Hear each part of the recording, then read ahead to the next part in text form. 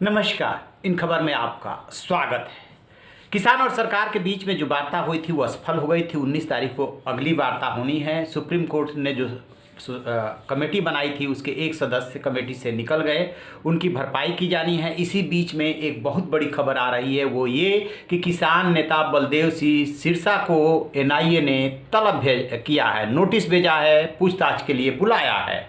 मामला है फंडिंग का।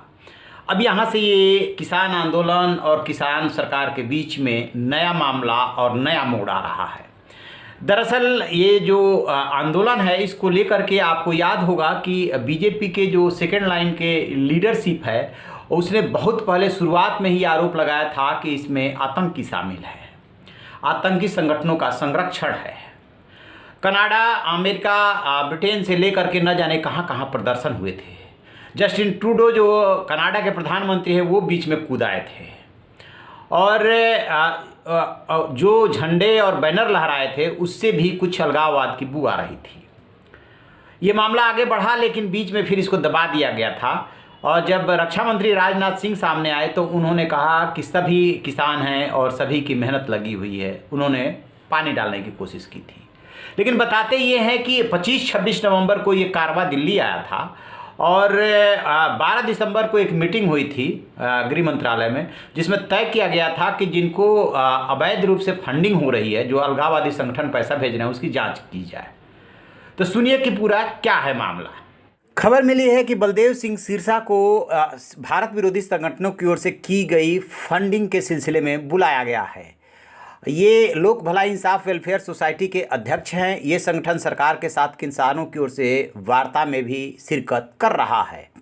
बलदेव सिंह सिरसा से ये पूछताछ अलगाववादी संगठन सिख फॉर जस्टिस के एक नेता पर दर्ज केस के सिलसिले में की जाएगी। 17 जनवरी को बलदेव सिंह सिरसा को पूछताछ के लिए बुलाया गया है। और दूसरी तरफ से खबर ये आ रही है कि बलदेव सिंह सिरसा 17 जनवरी यानी कि कल पूछताछ में शामिल नहीं होंगे। कहा जा रहा है कि वो जो है उनका शेड्यूल पहले से बिजी है, इसलिए वो शामिल नहीं होंगे। एक बात और बता दें कि हाल में ब्रिटेन, कनाडा और अमेरिका में खालिस्तान समर्थकों ने भारत में चल रहे किसान आंदोलन के समर्थन में भारत के दूतावासों पर प्रदर्शन किया था और ये भी आरोप लगे थे कि NGO की फंडिंग की लिस्ट तैयार की जा रही है और बहुत सारे ऐसे संगठन इस आंदोलन में शामिल हैं जो अलगाववादी संगठनों से फंडिंग लेते हैं। अलगाववादी संगठन से फंडिंग मामले में पंजाब के जिन 20 से ज़्यादा लोगों से एनआईए को पूछताछ करनी है उसमें 2 पत्रकार भी बताए जा रहे हैं और ये भी बताया जा रहा है कि 10 लोगों को नोटिस जारी हुआ है, लेकिन अभी बलदेव सिंह सिरसा का सिर्फ कन्फर्मेशन हुआ है। माना जा रहा है कि इस विरोध प्रदर्शन में सिख फॉर जस्टिस, खालिस्तान जिंदाबाद फोर्स, बब्बर खालसा इंटरनेशनल और खालिस्तान टाइगर फोर्स जैसे अलगाववादी संगठन शामिल हो सकते हैं। भारत में खालिस्तान आंदोलन को बढ़ावा दे रहे इन विदेशी संगठनों से कई NGO में पैसे पहुंचे हैं। इसकी जांच एनआईए समेत दूसरी एजेंसियां कर रही है, जिसमें कि NIA, ED, IT, CBI, FCRA division के अधिकारियों को भी शामिल किया जा सकता है, क्योंकि सभी अधिकारियों की एक मीटिंग हुई थी और उसी में ये तय किया गया था कि जाँच को अंजाम तक पहुँचाया जाए। तो देखते हैं कि आगे अब इसका क्या नतीजा निकलता है। तो जैसा कि आपने रिपोर्ट में सुना, ये जो फंडिंग का पूरा मामला है और ये भी बताया जा रहा है, सोर्सेज के हवाले से खबर आ रही है कि बलदेव सिंह सिरसा जो किसान नेता भी हैं और भलाई वेलफेयर सोसाइटी के प्रमुख भी हैं, उनके अलावा 10 और नेताओं को ये नोटिस भेजा जा रहा है।